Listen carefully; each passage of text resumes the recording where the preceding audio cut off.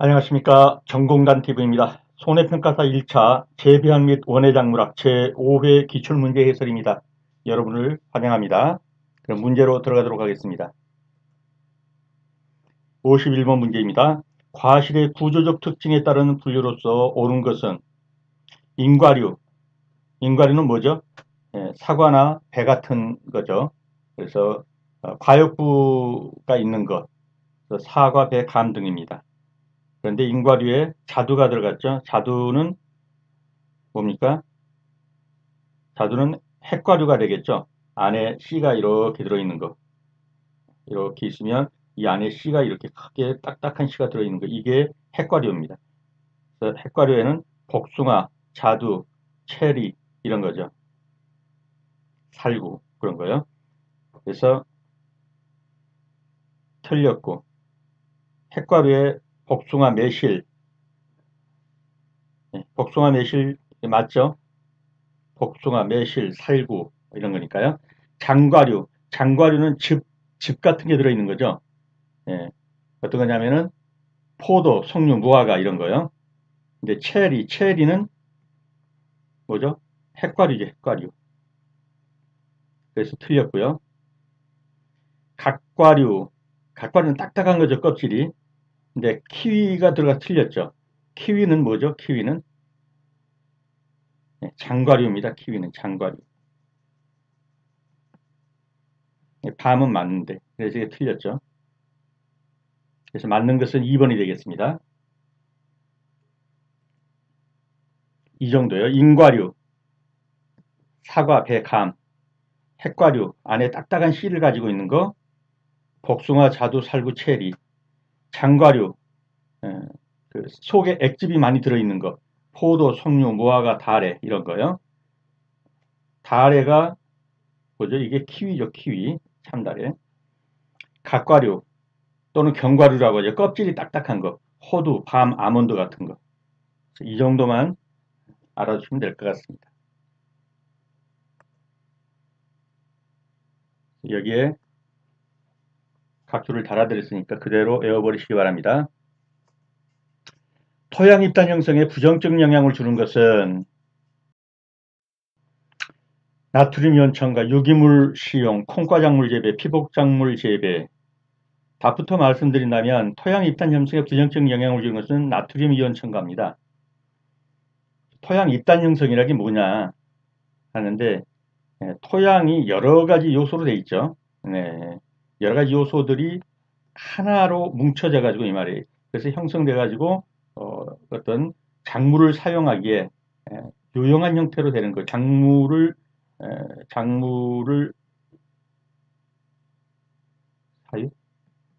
어떤 작물을 키우는데 유용한 형태로 되는 거. 이런 것을 입단 구조라고 그러죠. 입단 구조. 그래서 토양 입자는 토양 내에서 하나의 독립된 존재라고 있기보다는 여러 개의 무기질 입자가 여러 개의 무기질 입자가 양이온, 유기물, 미생물 분비들과 같은 결합체에 의해서 하나의 큰 입자로 이제 큰 입자로 되면 이 입자들 속에 어떻습니까? 공극이 있죠, 공극이. 이 공극에 뭡니까? 산소, 그 다음에 물, 이런 것들을 흡수한단 말이죠. 공극 속에 여러 가지 입자들이 모여서. 이래서 작물을 키우는데 재배하는데 유용한 그런 형태로 되는 거 이런 것을 입단이라고 합니다. 근데 이러한 입단 형성에 부정적 영향을 주는 것은 나트륨 이온 첨가인데요.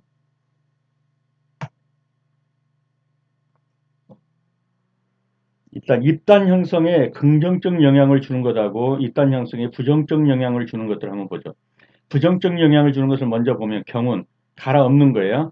이때 토양 통기가 너무 좋아지면 토양 입자들의 결합을 유지시켜주는 부식이 분해돼 가지고 입단이 파괴되므로 좋지 않은 결과를 가져온다. 라는 의미에서 경운이 있고 그다음에 나트륨 이온이 첨가되면은 점토의 결합이 분산돼요.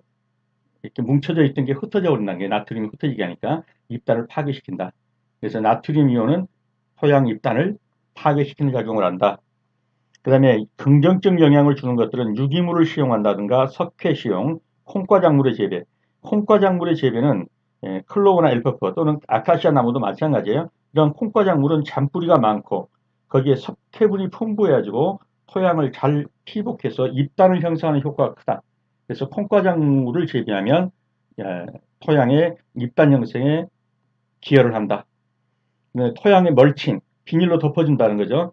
그렇게 하면은 유기물이 공급돼서 표토의 건조를 막고 비바람에 타격을 줄여줘서 토양 유실이 적고 잎단 형성을 촉진시켜준다. 토양 계량제, PVA, 폴리비닐알코올 이런 토양 계량제를 사용하면 토양 액제들을 결합해준다.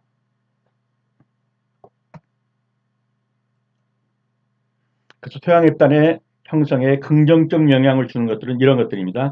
유기물使用, 콩가작물의 재배, 피복작물의 재배 같은 것이고 나트륨 이온을 첨가하는 것은 토양 잎단을 어떻게 해체해버린다, 분해해버린다. 그래서 오히려 부정적 영향을 준다. 다음 작물 재배에 있어서 질소에 관한 설명으로 옳은 것은 우선 답부터 말씀드리면요. 질소에 관한 설명으로 옳은 것은 그러면 질소는 질산이온의 형태로 식물에 흡수됩니다. 그래서 맞는 답부터 정확하게 인지를 해 두시고요. 질산이온의 형태로 식물에 흡수된다. 좀 암기가 필요합니다. 이온의 형태로 식물에 흡수됩니다. 식물에 흡수되려면 이온의 형태라 해야 돼요. 자, 1번 보겠습니다. 벽과작물에 비해 콩과작물은 질소 시비량을 늘려주는 것이 좋다. 콩과식물은 어떻습니까? 콩과식물. 그 뿌리에서 질소 고정 능력이 있죠. 이 대기 중에 있는 질소를 뿌리에서 고정시키는 능력이 있어요. 질소 고정 능력이. 아카시라든가 이런 그 콩과식물들은 그래서 땅을 비옥하게 하고 다른 식물도 잘 자라게 해요. 자기 자신도 질소를 공급받아요. 공기 중에 있는 질소를 뿌리에 있는 박테리아의 작용으로 뿌리에서 질소를 고정하는 능력이 있어요. 그러니까 어때요? 콩과식물은 질소 비료를 이렇게 안 줘도 되겠죠. 왜? 질소를 고정하고 있으니까. 근데 벽과작물에 비해서 콩과작물은 질소 시비량을 늘려준다? 틀렸죠. 질소 시비량을 줄여줘도 그 자체로서 뿌리에서 질소를 고정하는 능력이 있다. 무엇이요? 콩과식물은. 그래서 틀렸습니다. 결핍 증상은 노엽보다 유엽에서 먼저 나타난다. 자, 질소가 부족합니다. 그러면 어느 잎부터 황백화 현상이 일어날까요? 가장 먼저 난 이 애들. 요 밑에 있는 애들부터 누렇게 뜨요. 황백화 현상이 일어난단 말이에요. 황백화 현상이. 그래서 모든 이 양분을 이 새로 난 애들한테 준다고. 새로 난 애들한테 위로 올린다고. 이 애들한테 안 주고. 그러니까 얘들이 뜨죠. 얘들은. 그래서 노엽이 먼저 시들어갑니다. 결핍 증상은 노엽보다 유엽, 신초엽에서 먼저 나타난다는데 틀린 거죠. 이 애들은 푸릇푸릇해요. 얘들 살리려고 모든 양분을 위쪽으로 밀어 올리니까. 오히려 얘들은 이제 늙어서 그만 먹으라고 하고 위로만 보내니까 얘들이 노엽, 늙은 애들이 먼저 시들어가는 거예요. 거꾸로 됐죠. 노엽보다 유엽에서 먼저 나타난다니까 틀린 거죠. 암모니아트 질소는 석회와 함께 시용한 것이 효과적이다? 그렇지 않습니다. 암모니아트 질소 비료를 석회와 함께 시용하면 어떤 것이 있죠? 휘발. 휘발하는 성격이 있어가지고 다 공중으로 휘발돼 버려요. 그래서 비효율적입니다. 암모니아트 질소 비료는 석회와 함께 시용하면 휘발하는 성격 때문에 다 휘발해 버린다. 이게 비효율적이다. 이게 틀렸죠? 맞는 것은 이온의 형태라야 식물에 흡수됩니다. 질산 이온의 형태로 식물에 흡수된다.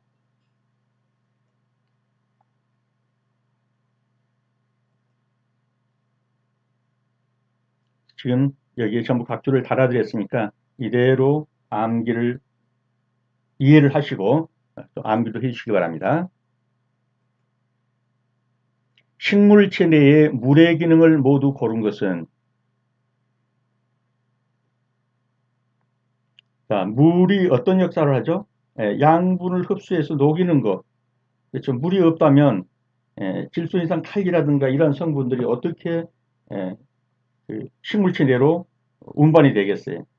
양분을 흡수해서 녹여가지고 운반을 시켜주는 것이 물이죠. 또 세포의 평압유지, 물이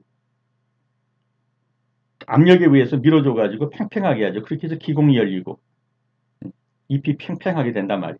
만약에 이 세포 물의 기능으로서 팽합이 없다면 시들시들하죠. 이 가뭄에 물 없으면 어때요? 이파리가 시들시들하는 거죠. 물이 팽합을 유지합니다. 식물체 항상성 유지, 항상 푸르게 한다든가 유지하죠. 물질의 합성 과정의 매개, 그렇죠. 이렇게 잎이 있으면 여기서 햇빛이 들어오면 여기서 CO2하고 빛하고 광합성을 하는데 여기에 반드시 들어가야 되는 게 뭐가 들어가죠? 물이 들어가야 돼요. 물이. 그래야 광합성, 햇빛하고 CO2에다가 H2O가 들어가야 예, 광합성이 일어나서 당분을 생성하게 된단 말이에요. 그래서 물질의 합성 과정에는 반드시 물이 필요합니다. 그래서 기억, 니은, 디귿, 리을이 다 필요합니다. 답은 4번을 내겠습니다. 55번 토양 습해 대책으로서 옳지 않은 것은 밭의 고랑재배, 땅속 배수시설 설치, 습답의 일항재배, 토양 계량기 수용.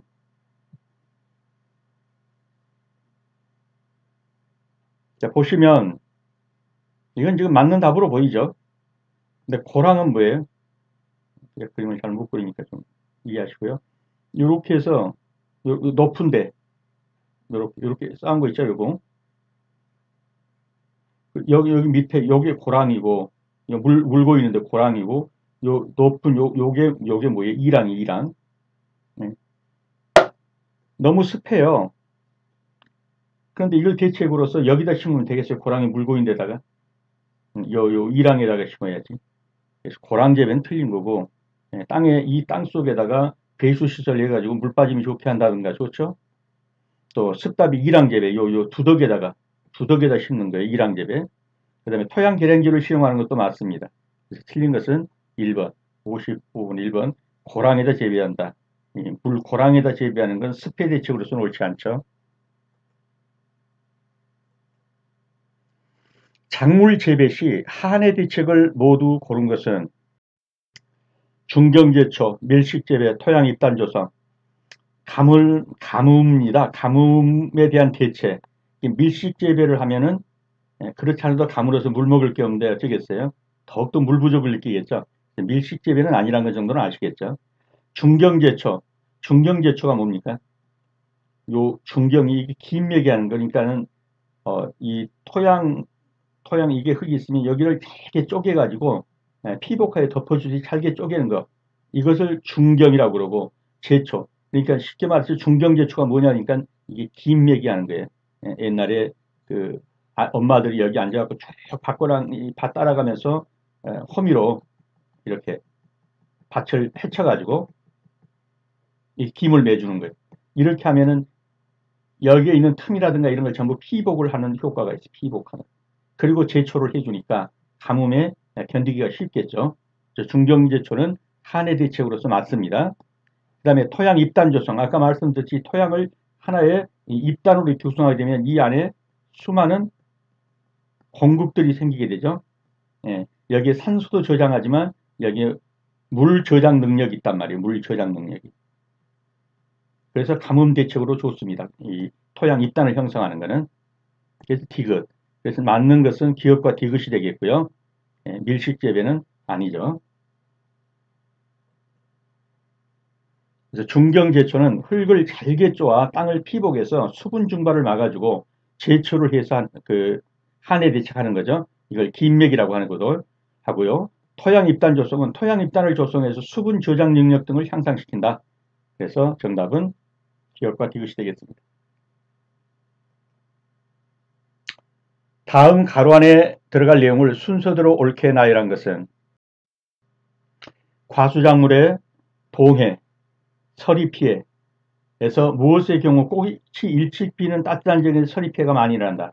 자, 서리 피해가 많이 일어나는 것 그러면 가장 많이 일어나는 게 뭡니까? 배나무입니다. 배나무. 이 배나무가 가장 서리 피해가 많이 일어나요.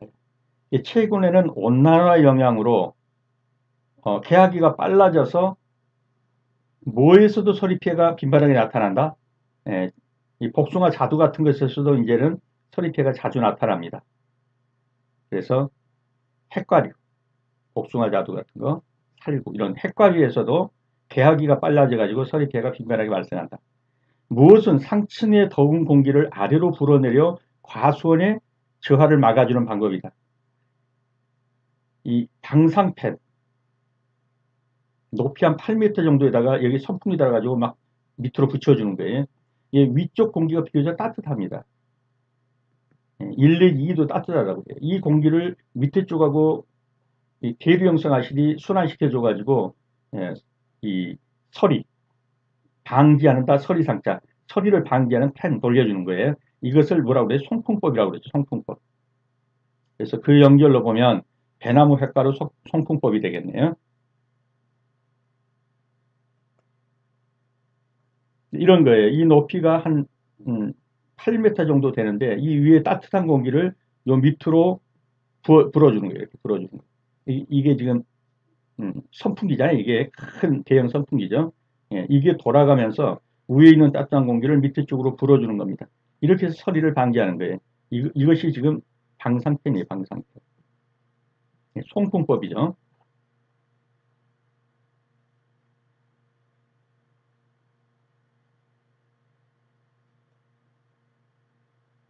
그래서 서리 피해를 많이 입는 거 배나무, 이제는 온난화 현상으로 핵과류 쪽도 입고 있다. 그리고 위에 있는 더운 공기를 밑으로 불어넣어줘서 서리를 방지한다. 송풍법 방상팬. 그래서 정답은 2번이 되겠습니다. 작물의 생육 적분에 관한 설명으로 옳지 않은 것은 대사작용에 따라 적온이 다르다. 발화 후 생육 단계별로 적온이 있다. 품종에 따른 차이가 존재한다. 주야 간의 적온은 동일하다. 옳지 않은 것은 눈에 들어왔죠. 그렇죠. 4번이죠. 이게 틀린 것이죠.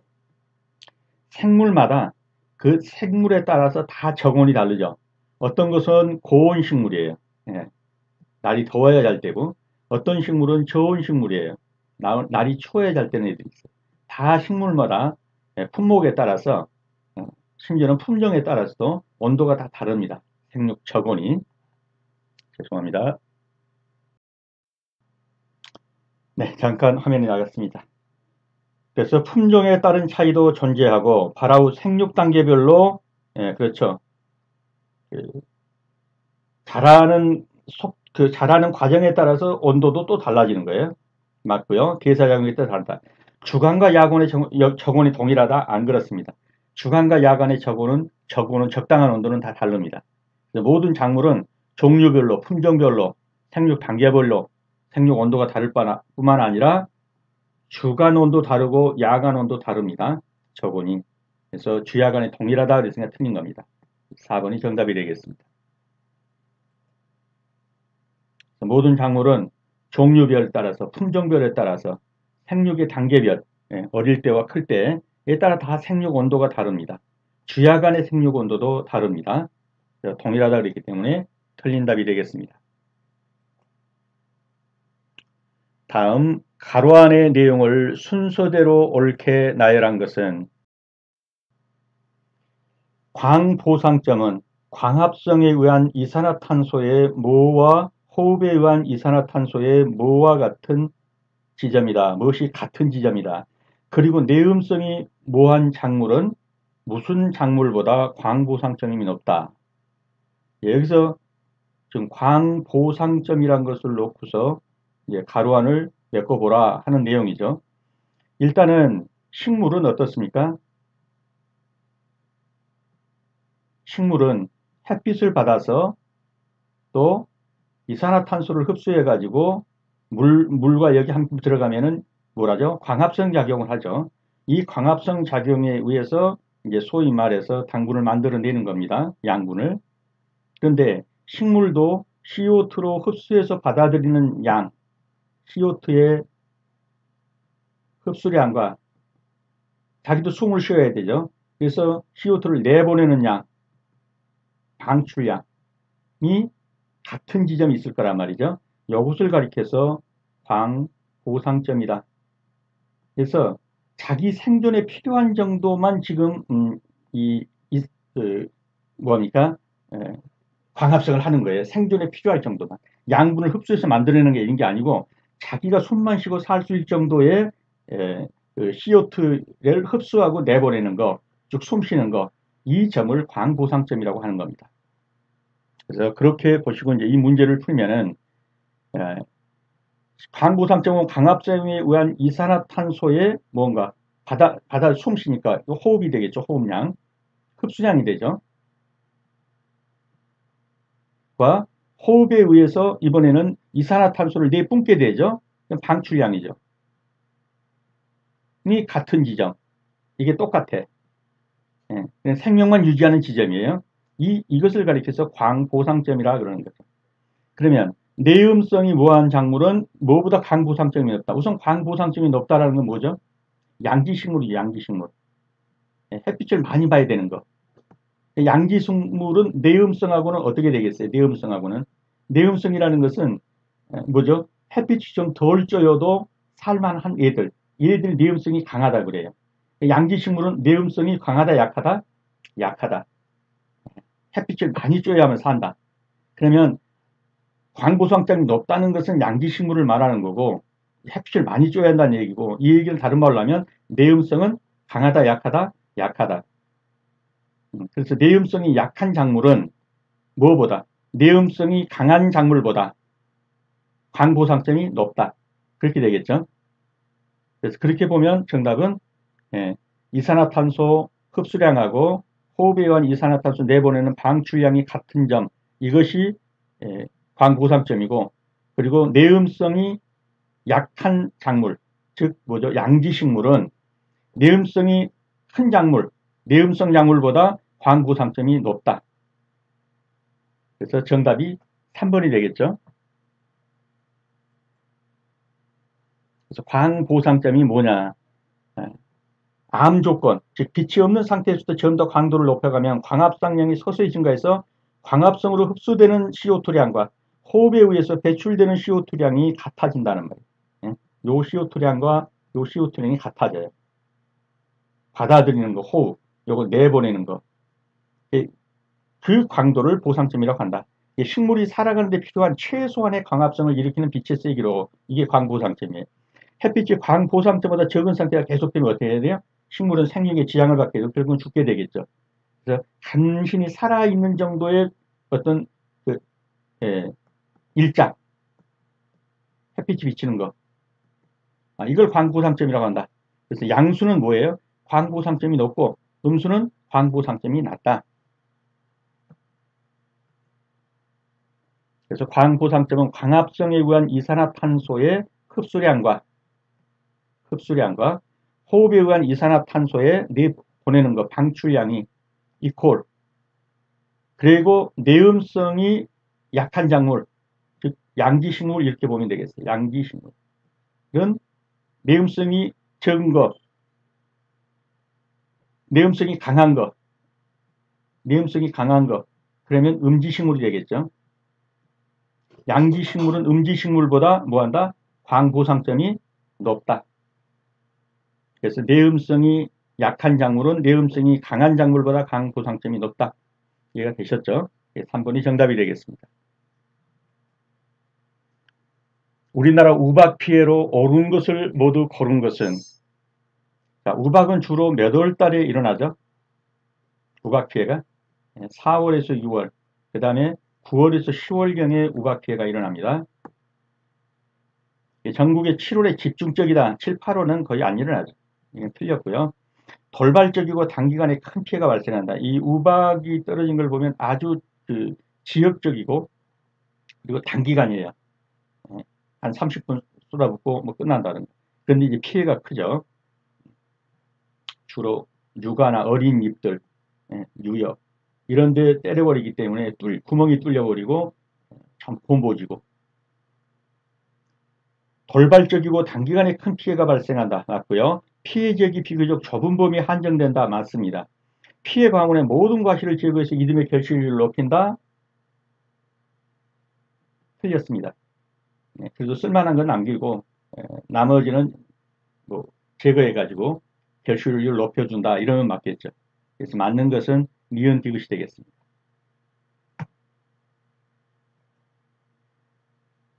그래서 우박표는 주로 4, 6월 그리고 국지적으로 오고 그 다음에 9월, 10월에도 옵니다. 상처가 심한 과실은 적과하고, 적과한다는 건 속과 내버리고 그 말이죠. 경미한 과실은 잘 관리해서 생리적으로 수세 안정에 기여하도록 하면서 다행히 피해받지 않은 과실은 잘 관리해서 정상 수확하도록 한다. 이 부분은 농촌진흥청에서 농진청에서 내준 그 의견입니다. 네. 어떤 이제 우박맞은 과수원의 주인들이 막 농진청에 이제 어떻게 했으면 좋겠냐 이렇게 질의한 사항들에 대해서 농진청이 답변해 준 거예요. 네. 상처가 심한 것은 적과 속과 내버리고 경미한 과실들은 잘 관리해 가지고 생리적으로 수소 안정에 기여하도록 하십시오. 그리고 피해 입지 않은 과실은 잘 관리하셔서 그래도 정상 수확하도록 하십시오. 다 따버려 가지고 내년에나 잘 되게 만든다 이건 아니라는 거죠. 그래서 정답은 니은 디귿입니다.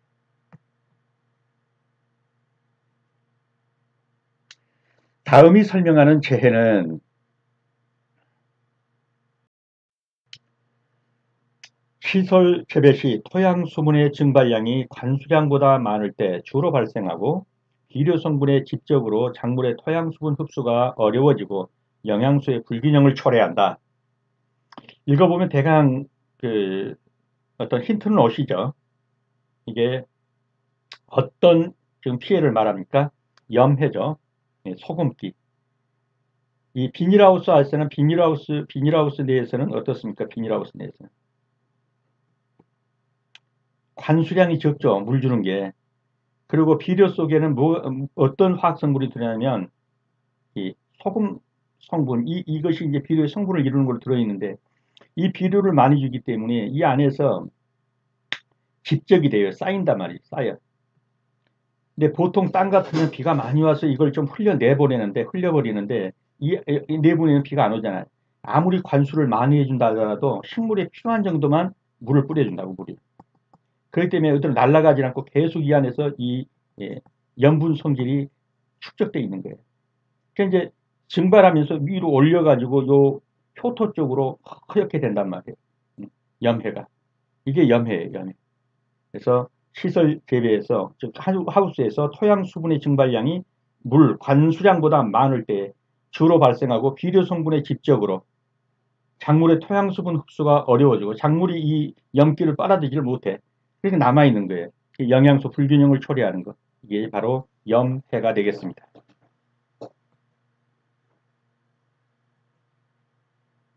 과수 재배에 이용되는 생장 조절 물질에 관한 설명으로 옳지 않은 것은 삽목 시에 밝은 촉진제로 옥신계 물질을 사용한다. 맞아요. 이 옥신계 물질이 밝은 촉진제로 사용됩니다. 이 옥신계라든가 지베렐린이라든가 이런 것들은 지금 다 어떤 작용을 하죠? 심지어 이 시토키닌제도 마찬가지예요. 이게 다 생장, 죄송합니다. 생장 조절 물질이에요. 촉진 물질. 촉진 물질입니다.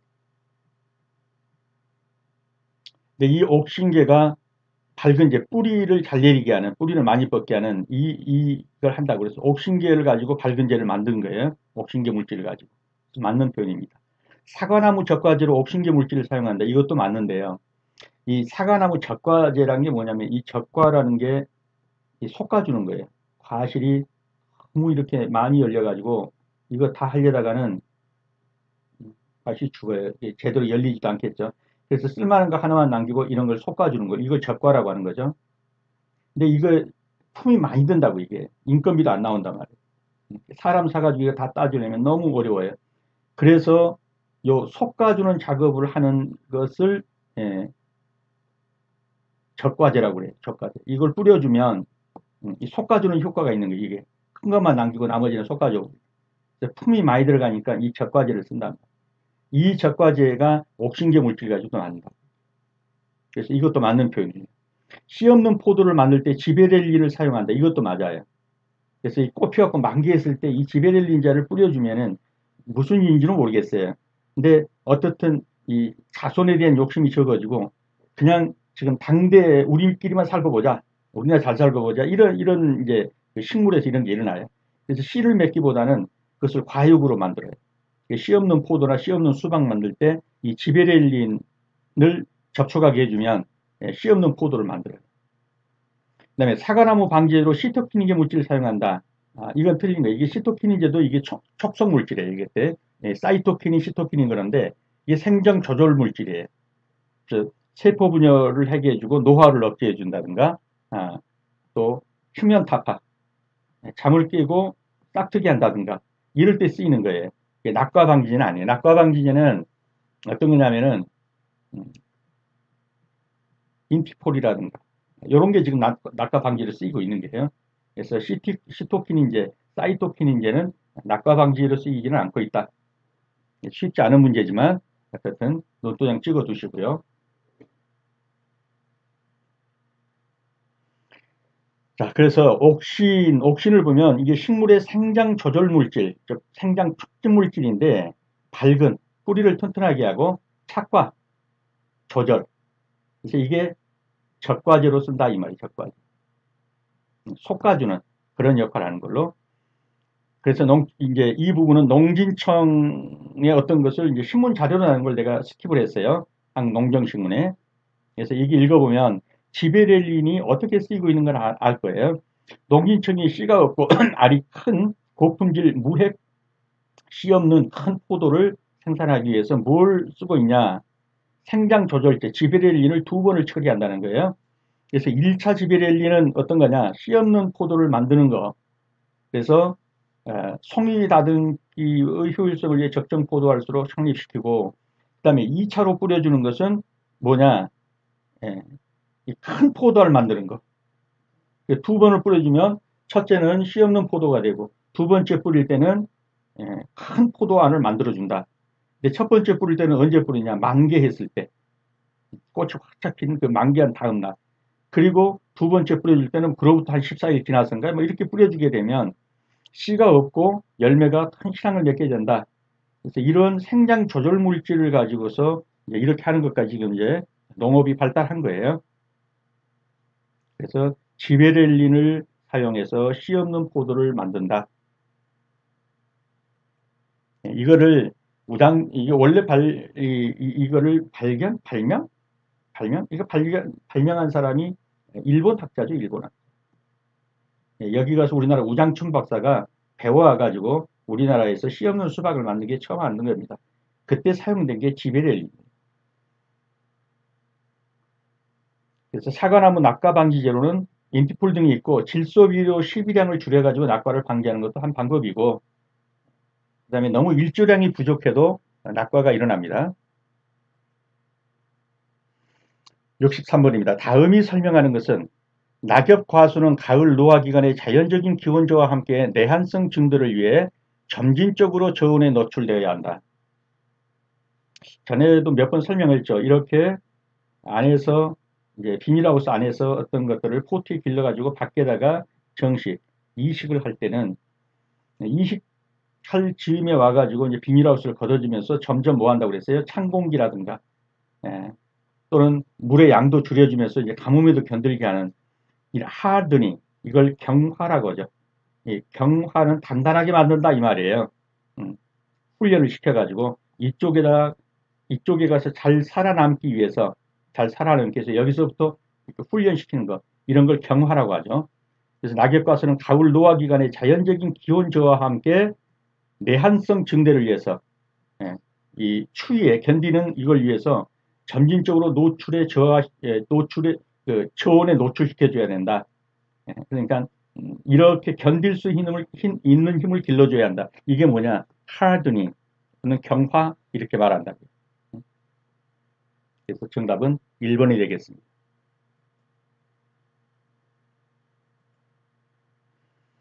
재래 육묘에 비해 플러그 육묘의 장점이 아닌 것은 어쨌든 비닐하우스 내에다가 이렇게 해서 육묘를 해가지고 여기서 묘를 길러가지고 이 묘를 밭에다가 심으면 정식하면 이게 이제 육묘 재배법이 되는데 육묘를 재배하는데도 이 플러그 육묘라는 건 이런 게 있으면 여기다 구멍 해가지고 이거 하나마다 하나씩 이렇게 심는 거 있죠. 이게 플러그 육묘예요. 이러면 대량 생산도 가능하고 여기서 길러가지고 여기다 내보내기 때문에 생장이 빠르죠. 정식 후에. 그리고 기계와 자동화로 대량 생산 가능하고 계획 생산이 가능하다. 이거는 플러그 용료의 장점이라고 볼 수 있는데, 이렇게 플러그 용료를 안 하고 그냥 땅에다가 이 아래다 심어가지고 하나씩 해서 옮긴다. 이러면 노동 집약적이 되겠죠. 그래서 이게 된단 말이에요. 이게 플러그 용료로서는 이게 아니죠. 정답은 1번이 되겠고요. 이게 플러그 용료판이에요. 이거 많이 보셨죠? 이거 하나마다 하나씩 들어가잖아요. 이렇게. 뿌리 잘 내려가지고. 이거를 이제 기계화시켜서 빨리빨리 심어주고, 이렇게 해서 성장 속도도 빠르고, 결실도 빠르고, 그리고 대량 생산하고, 이게 플러그 용료판입니다. 그래서 재래 용료에 비해서 그냥 땅에다가 비닐하우스 안에 땅에다 심어가지고 하나하나 뽑아서 밭에다 옮기는 거라고, 이 플러그 용료판 사용하는 거라고, 그렇죠. 계획 생산이 가능하고 정식으로 생장이 빠르는 건 용료 자체가 그런 거고, 기계화 및 자동화가 가능하다는 거고. 근데 하나하나 땅에 심어진 걸 캐다가 이리 옮긴다 그러면 노동 집약적이에요. 그래서 지금들은 전부 다 이런 플러그 용료를 사용하고 있죠. 그래서 1번이 정답이 되겠습니다. 육류 재배의 이유가 아닌 것은, 자, 이미 보았듯이 비닐하우스에서 육류를 재배해가지고 밖에다 정식한다. 그러면 수확기 앞당길 수 있죠. 네. 그리고 벼 재배할 때 1년 이작도 가능하죠. 감자하고. 봄 결구배추 재배 시 추대를 유도할 수 있다. 결구배추가 뭐죠? 이렇게 단단하게 알이 들게 하는 거. 요게 결구배추라고. 이게 결구배추. 단단하게 알이 들게. 결구배추. 매줄꽃 결자에다가 고운고자, 고운같이 단단하게. 이게 결구배추인데, 추대는 뭐 이게 꽃대가 이렇게 올라오는 거예요. 꽃대가. 꽃이 피어서. 얘도 식물이니까 자손 번식하려고 꽃대가 올라갈 거 아니에요. 그러면은 육묘한 이유가 이 꽃대 올라오려고 하는 게, 이렇게 꽃대 올라와서 뭐 할 건데, 이거 다 버린단 말이죠. 그래서 봄 결구배추 재배할 때 육묘하는 이유가 꽃대 보려고 한다? 이거 말이 안 되는 거예요. 꽃대 나오면 다 버리는 거예요. 그래서 3번은 틀렸고, 맹류, 보리, 밀 이런 걸 재배할 때 생육 촉진으로 생산량 증가를 기대할 수 있습니다. 뭐 할 때? 육묘할 때. 그래서 결구배추에서 추대를 유도할 수 있는 것이 육묘 재배 이유는 아니죠.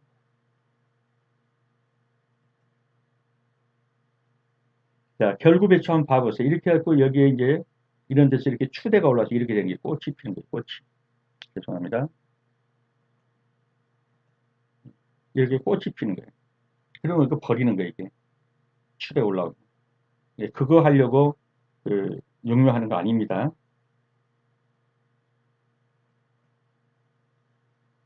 정답은 3번이 되겠습니다. 삽목 번식에 관한 설명으로 옳지 않은 것은, 자, 삽목이 뭐죠? 꺾꽂이죠. 네. 이렇게 나무들이 이렇게 있으면 이 나무를 꺾어서 이걸 갖다가 땅에다 심는 거예요. 이게 꺾꽂이, 이게 삽목이에요. 삽목.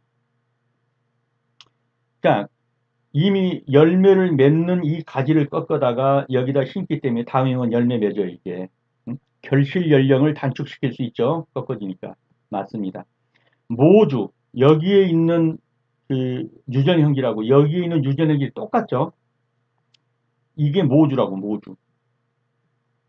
이 어미나무하고 이 삽목하는 나무, 이 가지하고 뭐예요? 유전형질이 후대에 어떻게 해요? 똑같이 계승되는 거예요. 왜? 유전형질이 이 모주하고 이 가지하고 똑같으니까 가지 꺾어도 그대로 얘가 이 모주하고 유전형질이 똑같기 때문에 여기서 밀감이 열렸다. 근데 이걸 꺾어서 여기다 심었더니 가지가 열렸다. 이러지 않죠.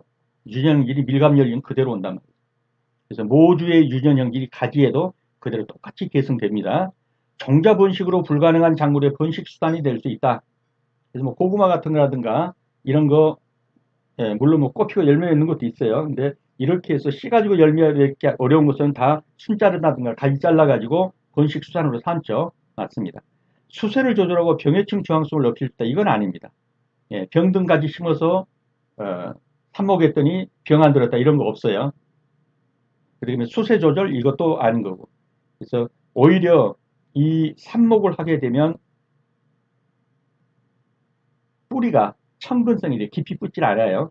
첨근성이 돼가지고 이 수명이 단축해요. 수명 단축. 그래서 병충해 저항성 이런 종류까지는 아니에요. 삽목 꺾어지는 실생 번식한 식물에 비해서 즉 씨 뿌려서 나온 얘네들에 비해서 뿌리가 첨근성 깊이 뻗지 않고 얇게 뻗는 거예요. 그래서 수명이 오히려 짧아요. 정답은 4번이 되겠습니다. 담배 모자이크 바이러스의 주요 피해 작물이 아닌 것은 이건 암기하는 수밖에 없어요. 담배 모자이크 바이러스는 이런 데 있는 게 이런 데. 가지, 사과, 고추 주로 가지과에 그래서 배추는 아닙니다. 담배 모자이크 바이러스의 피해 작물은 주로 가지과, 토마토, 피망, 고추, 담배 이런 애들. 그래서 주요 피해 작물이 아닌 것은 그러면 배추가 되겠습니다. 식용 부위에 따른 분류에서 엽경체류가 아닌 것은 엽경체류는 뭐예요? 잎사귀 먹는 애들, 잎사귀 먹는 잎사귀였죠. 엽경체류. 잎사귀 먹는 애들. 시금치, 미나리, 마늘도 잎사귀 다 먹죠. 예. 오이 잎사귀 먹나요? 아니죠. 그래서 오이는 엽경체류가 아닙니다.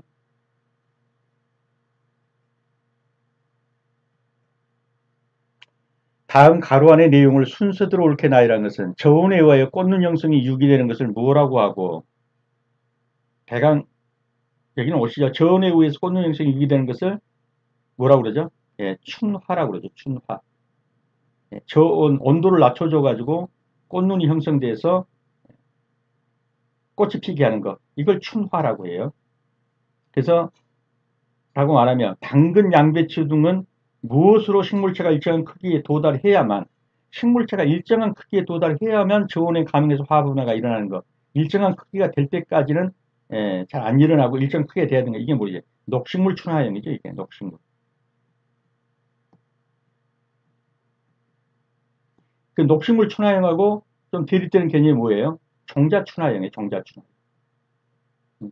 종자에서부터 온도를 낮춰주면 바로 얼마 안 돼가지고 얼마 안 돼서 떡잎에 몇 개 나오고는 얼마 안 돼가지고는 추대 올라버려. 꽃이 올라버려.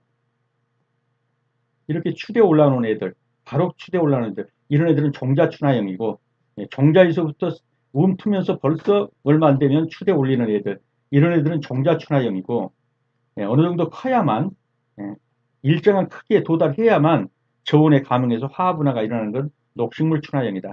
이 녹식물 춘화형에 해당되는 것들이 주로 뭐예요? 당근이나 양배추 같은 애.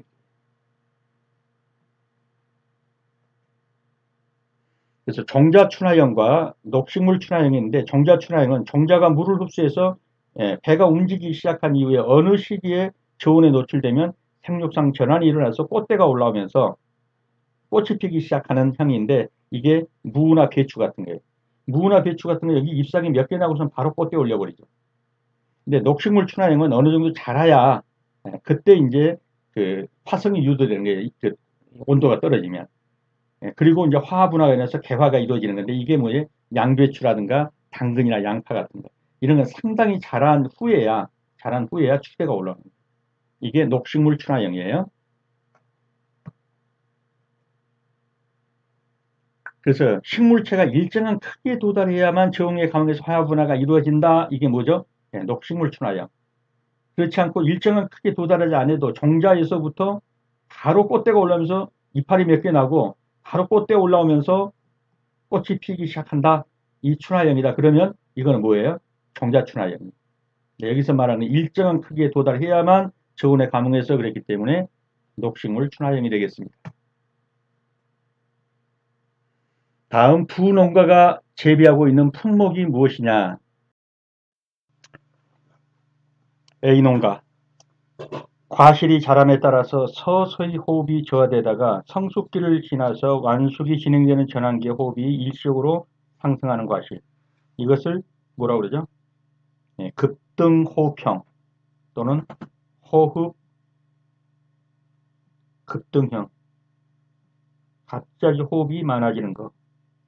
이렇게 들어가는 것이 주로 포도류, 포도나 블루베리. 이런 것이 호흡 급등형입니다. 이렇게다가 갑자기 성숙기를 해서 호흡이 확 많아지는 거. 이렇게 올라가는 거. 이게 호흡 급등형이에요. 근데 호흡이 특정의 변화가 일어나잖아요. 계속 그냥 그대로 이렇게 하는 거. 비급등형. 호흡이 비급등하는 거. 제가 잘못 설명드렸습니다. 호흡이 비급등하는 것이 포도하고 블루베리예요. 급등하는 것이 사과, 자두 같은 거.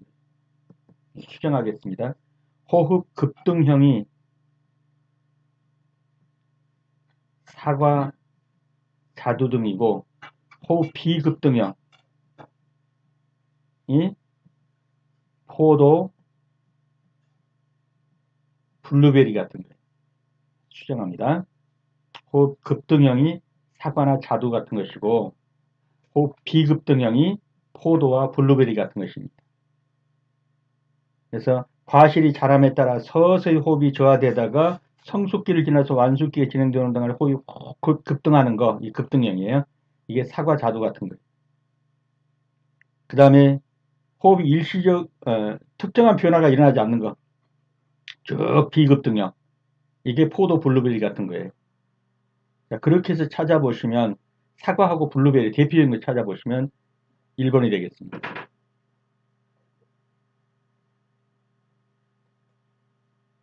그래서 호흡 급등형은 변화가 없다가 성숙할 때 이렇게 올라가는 거, 호흡이 갑자기 급등하는 거. 여기에 속한 것이 사과, 자두, 복숭아 이런 거고, 그냥 비급등 쭉 일정한 거, 특정한 변화가 없는 거, 성숙기가 돼도 호흡에 이런 것이 포도, 블루베리 이런 것이 비급등형입니다. 그래서 성숙기가 되어도 특정한 변화가 일어나지 않는 과실 포도, 블루베리 1번이 정답입니다. 도로건설로 야간 조명이 늘어나는 지역에서 개화 지연에 대한 대책이 필요한 화해작물은 개화 지연과 관계돼 가지고 너무 그 빛이 늘어나니까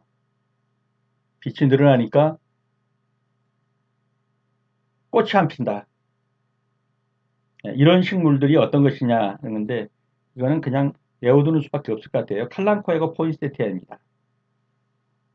그 꽃이 강렬한 꽃이죠. 그래서 조명이 늘어나기 때문에 지연이 일어난다. 착화 지연이 일어난다. 그래서 필요한 화해작물은 칼랑코에와 포인세티아입니다. 이건 암기가 필요하다고 생각됩니다. 칼랑코에 포인세티아는 도로건설로 야간 조명이 늘어나는 지역에서 개화 지연에 대한 대책이 필요한 화해작물은 칼랑코에와 포인세티아입니다. A농가에서 실수로 2도씨에 저장해서 저온장애를 받게 되는 품목은 고온작물을 고르면 되죠. 극락조화입니다. 이거 남아프리카가 원산지이고 열대 식물이에요. 열대 식물.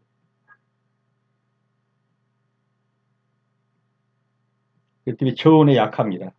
2도씨 정도에 하면은 저온장애를 받습니다. 정답은 극락조화고, 장리나 백합이나 이 국화 등은 2도씨 정도에서 딱 그 보관 저온 정도 되는 거예요. 정답은 3번입니다. 이 극락조같이 생겼죠. 극락조같이. 남아프리카 원산지고 열대식물입니다. 이게 극락조화입니다. 대표적인 열대식물로 저온에 아주 약합니다. 그래서 실수로 2도씨 정도에 저장했더니 저온장애를 입었다. 못 쓰게 돼버렸다. 극락조화가 되겠습니다. A농가의 하우스 오이 재배에서 낙과가 발생했다. 손해평가사가 주요 원으로 조사할 항목은 무엇이냐? 낙과 발생은 여러 가지가 있죠. 영양실조일 수도 있고요. 대표적으로 영양이 부족한 경우. 그 다음에 어쩌죠? 일조량 부족. 햇빛이 부족하면 떨어져 버려 낙과된다고. 일조량 부족. 주로 이 두 가지입니다. 그 다음에 수분 부족. 이런 것들이 낙과의 원인입니다. 그래서 여기서 보면은 일조량 부족. 이것이 낙과의 원인이 되겠습니다. 낙과 발생에 떨어지는 주요 요인, 열매가 떨어지는 주요 요인은 영양 부족, 일조량 부족, 수분 부족, 너무 질소가 과다도 떨어집니다. 질소 과다 흡수, 그다음에 병충해 이런 것들이 낙과 원인이 되겠습니다. 수경 재배에 사용 가능한 원수는 자 수경 재배, 양액 재배를 한다. 그러려면은 이제 물에다가 뭘 타겠어요? 예, 양액을 타겠죠. 그래서 이 물, 이걸 원수라고 하죠. 원수, 원래 물. 예, 이 원수는 어떤 것도 들어있지 않는, 어떤 요소도 들어있지 않는 함량이 없는 것. 그 다음에 산도로 보면 pH 7, 중성. 예, 산성도 알칼리성도 아닌 중성. 쉽게 말하면 맹탕물이에요, 맹탕물. 수돗물 같은 거. 예, 함량도 없고. 왜냐하면 이 함량이 들어있게 되면은 여기다 양액을 탈 때 그만큼 빼줘야 된단 말이에요. 그래서 아무것도 들어있지 않는 물, 맹탕물에다가 이제는 양액을 넣어야 돼. 근데 이미 철분 함량이 높다든가 나트륨이 높다든가 뭐 중탄산 이런 게 높다든가 이런 물들은 다 이 양액 제외할 때 양액 탈 때 이것만큼 마이너스 해줘야 돼. 이것만큼. 그러면 안 그러면 과다하게 되면 그래서 아무것도 들어있지 않는 물이 좋다. 원수는. 자, 그렇게 보면 철분 함량이 높은 물 별로 안 좋죠. 100ppm 이상이라 나트륨 염소 함량 이것도 안 좋아요. 중탄산 함량이 100ppm 이상이라 이거 안 좋아요. 다 좋은 거. 산도 7이면 이게 완전 중성이죠. 산도는 1부터 14까지 있잖아요. 7이 중성이에요. 중성. 요 밑으로 가면 산성, 요 위로 가면 알칼리성. 요 중성인 물. 그래서 pH 7에 가까운 물. 요게 정답이 되겠습니다.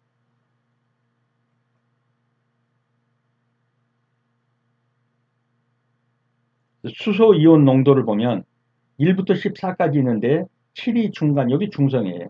이 중성에 가까운 물이 원수로서는 가장 좋다. 자, 원수. 그러니까 배양액에 쓰이는 물 원수라고 그러죠. 그래서 배양액을 저지할 때 우선적으로 고려해야 하는 것이 원수의 수질이다.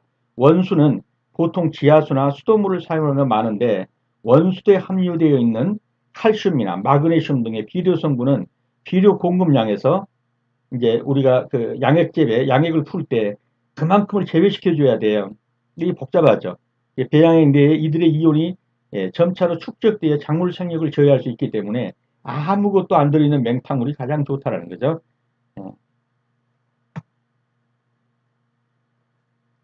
그래서 원수를 고를 때는 철분 함량이 높은 것도 안 좋고 나트륨 염소 함량이 높은 거, 중탄산 함량이 높은 게 다 안 좋다. 그냥 맹탕물, 산도가 7, 이건 중성이면 중성. 알칼리성도 아니고 1부터 14까지인데 이 7, 이게 중성이에요. 1이 가면 산성이고 1이 가면 알칼리성인데 알칼리성도 아니고 산성도 아닌 요 중성. 요 pH 7에 가까운 물이 가장 좋은 물이다.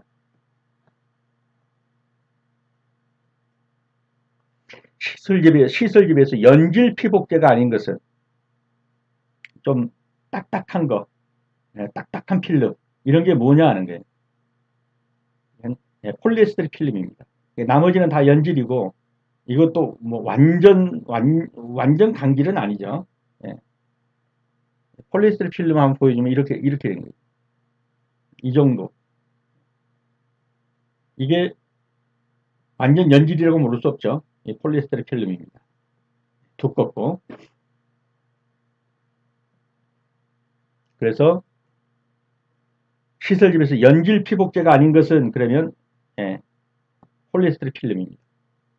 이런 것들은 다 이제 연질 필름이에요. 연질 필름. 뭐 염화비닐 필름 그러면 보통 쓰고 있는 그 얇은 비닐하우스 얇은 거 그런 게 염화비닐 필름이고요. 에틸렌 아세트산 필름이라든가 폴리에틸렌 필름 이런 것들도 전부 연질 필름입니다. 이게 그 뭡니까? 음, 비닐봉지 비닐봉지 만드는 거 이게 폴리에틸렌 필름입니다. 근데 아까 본 것처럼 폴리에스테르 필름은 상당히 그 강질의 형태를 가지고 있죠. 좀 빳빳하죠. 이게 폴리에스테르 필름입니다. 네, 지금까지 수업하시느라 수고 많으셨습니다. 다음 시간에 다시 뵙겠습니다. 감사합니다.